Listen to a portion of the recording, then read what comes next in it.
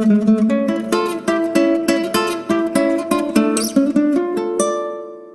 everyone, welcome you all at the MS tutorial.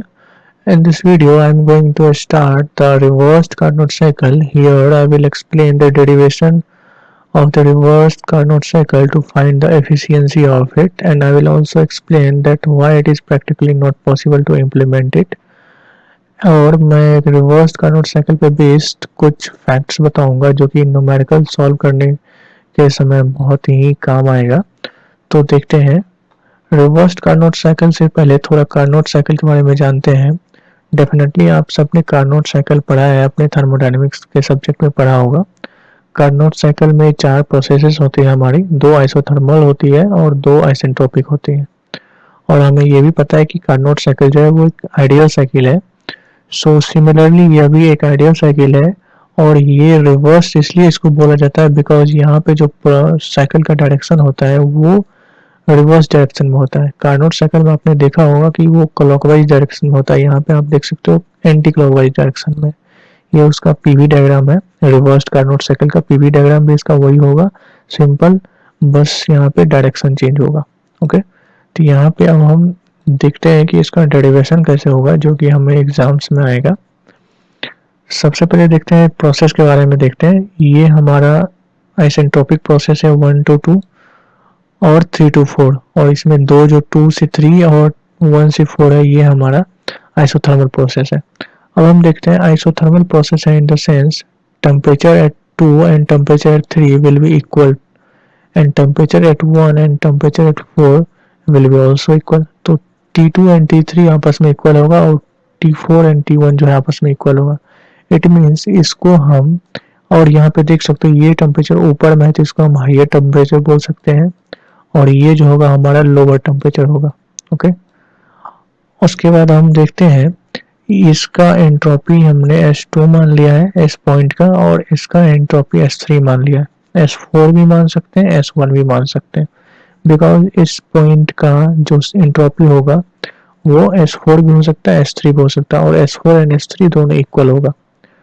अब ये जो प्रोसेस है हमारा आइसेंट्रोपिक है, ये भी आइसेंट्रोपिक है। आइसेंट्रोपिक का मतलब ये हुआ कि हीट इंटरेक्शन जीरो, मतलब इस दोनों प्रोसेस में Q का वैल्यू जीरो होगा। ओके, सिर्फ वर्क होगा। अब ये आइसोथर्मल जो केस है, आइसोथर्मल के केस में क्या होगा, आइसोथर्मल के केस में हीट भी होगा हमारा और वर्क भी होगा। ओके, तो अब इस पूरे इंफॉर्मेशन को कंसीडर करते हुए इसका हम एफिशिएंसी निकालते हैं।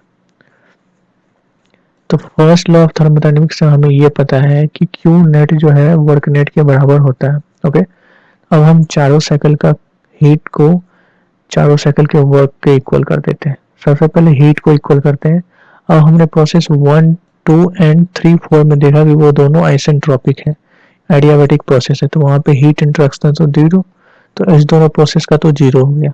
ओके, अब नेक्स्ट जो दो प्रोसेस है Q23 एंड Q41, वो दोनों जो है आइसोथर्मल प्रोसेस है। आइसोथर्मल प्रोसेस में हीट इंटरेक्शन जो है वो होता है, हीट होता है। तो वो कैसे निकालेंगे, क्योंकि वो TS डायग्राम है और TS डायग्राम का जो एरिया अंडर कर्व होता है, ये जो TS डायग्राम आपको दिख रहा है, इसका जो एरिया आप निकालोगे, ये कंप्लीट एरिया अगर आप निकालोगे, ये कंप्लीट एरिया सिर्फ TS डायग्राम के अंदर, तो ये आपको ये बताएगा कि आप इस साइकिल में कितना हीट इनपुट दे रहे हो। ओके, इसका कंप्लीट एरिया। तो ये कंप्लीट एरिया कैसे निकलेगा, पहले हम ये कंप्लीट एरिया निकाल लेंगे। ओके, और उसके बाद उस कंप्लीट में से ये वाला एरिया माइनस कर देंगे तो हमारा ये एरिया निकल जाएगा और हमें यही निकालना है। तो वो जो होगा यहाँ पे मैंने वही निकाला हुआ है, यहाँ पे देख सकते हो Q23 equal to T3 temperature S3 minus S2, ये हमारा लेंथ हो गया और ये हमारा ब्रेथ हो गया।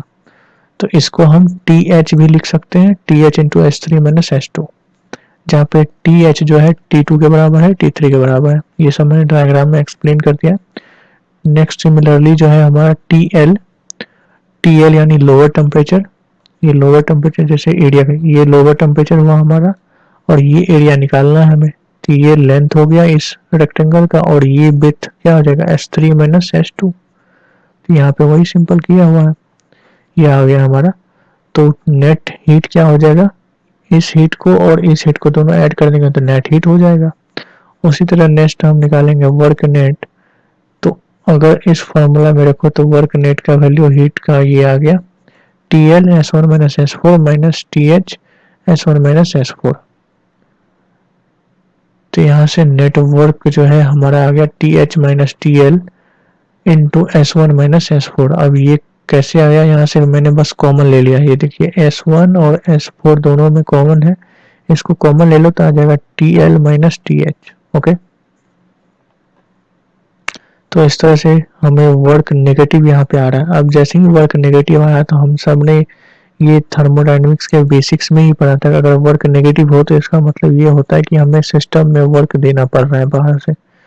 तो यहाँ से हमने इस सिस्टम का वर्क को नीचे रखा और डिजायर्ड इफेक्ट जो है उसको ऊपर रखा, जो कि COP का फॉर्मूला होता है desired effect upon work input. और हमारा जो डिजायर्ड इफेक्ट होगा वो क्या होगा, लोअर टेम्परेचर पे। ये जो लोअर टेम्परेचर है यहाँ पे देखते हैं, हमारा जो डिजायर्ड इफेक्ट है ये देख लो। हमारा डिजायर्ड इफेक्ट ये है कि इतना जो हीट है लोअर टेम्परेचर का, ये हीट को इस हीट को हमें निकालना है। यानी डिजायर्ड इफेक्ट जो हमारा होगा T1 into S3 minus S2, ये हमारा डिजायर्ड इफेक्ट होगा। यहाँ पे वही दिया हुआ है, desired effect equal to TL S1 minus S4।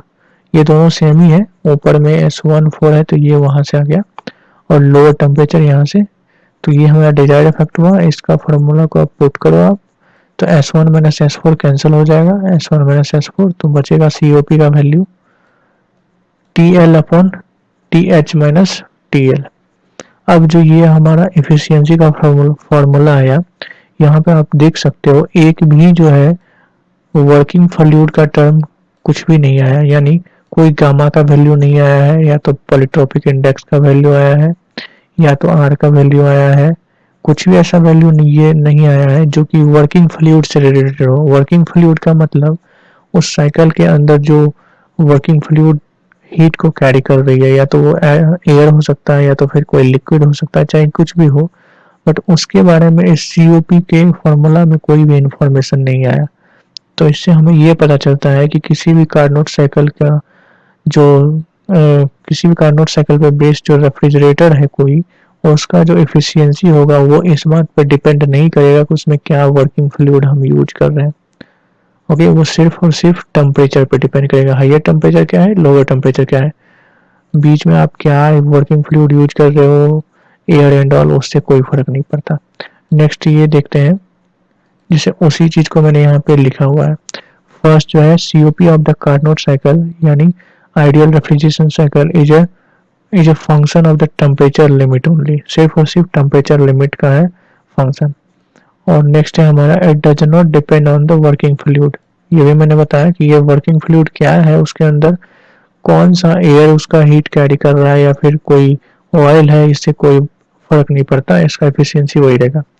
Next जो है इसका फैक्ट है कि ऑल द रेफ्रिजरेटर, जितने भी रेफ्रिजरेटर्स हैं, सारे रेफ्रिजरेटर्स आप ले लो, चाहे वो एयर पे चलने वाले हो, चाहे वो फिर अमोनिया पे चलने वाले हो, चाहे वो R134 पे चलने वाले हो, चाहे कुछ भी हो, अगर वो सेम टेम्परेचर लिमिट पे है। टेम्परेचर लिमिट सेम का मतलब क्या हुआ, जैसे यहाँ आपने एयर एयर वाला रेफ्रिजरेटर रख दिया, ओके, उसके बाद कहीं पे ऑयल वाला रेफ्रिजरेटर रख दिया, और बीच में आपने अमोनिया वाला रेफ्रिजरेटर रख दिया, ओके।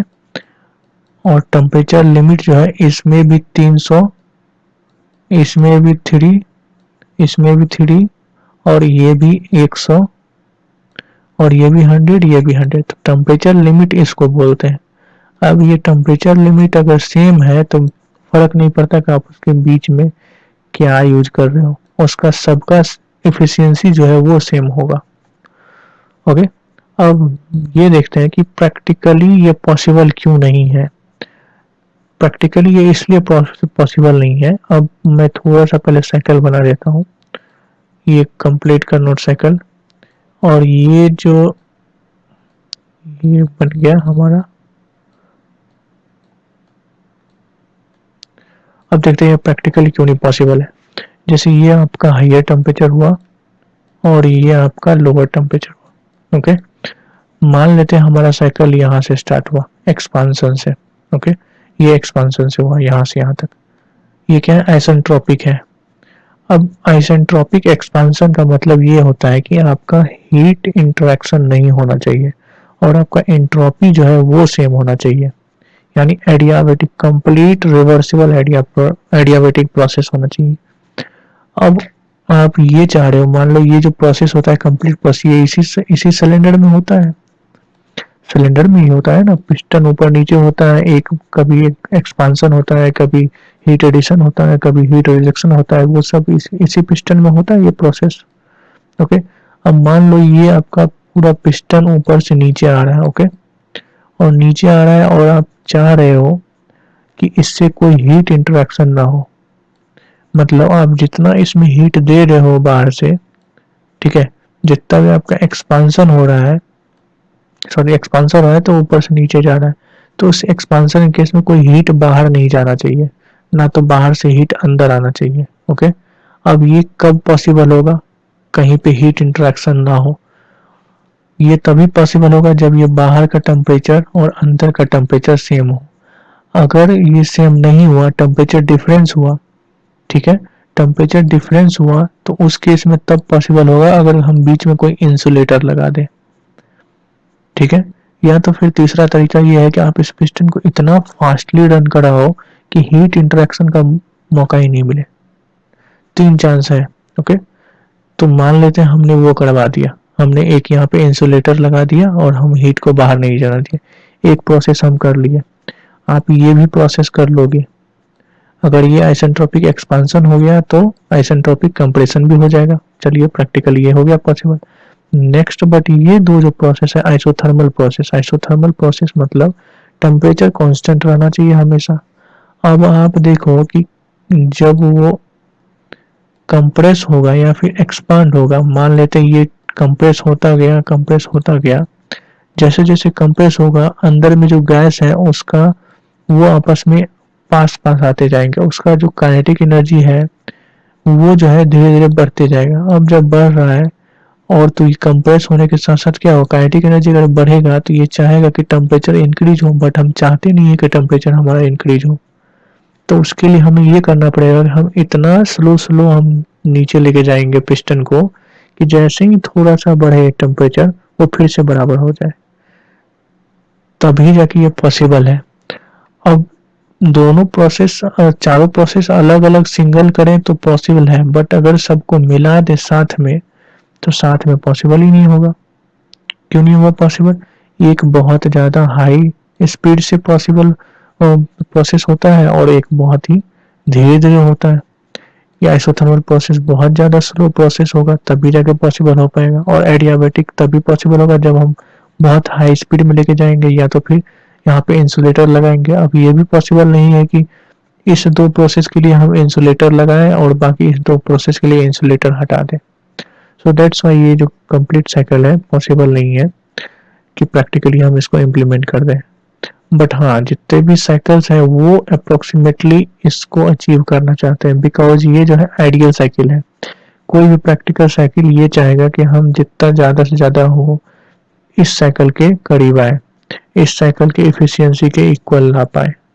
तो सभी इसको फॉलो करके अपना साइकिल बनाते हैं, बट यहाँ तक अब तक कोई भी साइकिल पहुंच नहीं पाया है जितनी इफिशियंसी कार्नोट की होती है उतनी किसी भी साइकिल की नहीं होती है, बिकॉज हम इसको प्रैक्टिकली इम्प्लीमेंट ही नहीं कर सकते। तो आज का लेक्चर यहीं पे स्टॉप करता हूँ। होप आप सबको ये वीडियो पसंद आया होगा। अगर आपको अच्छा लगा और आपको अच्छे से समझ में आया तो आप लाइक करें और अपने फ्रेंड से भी शेयर करें। And for more such video please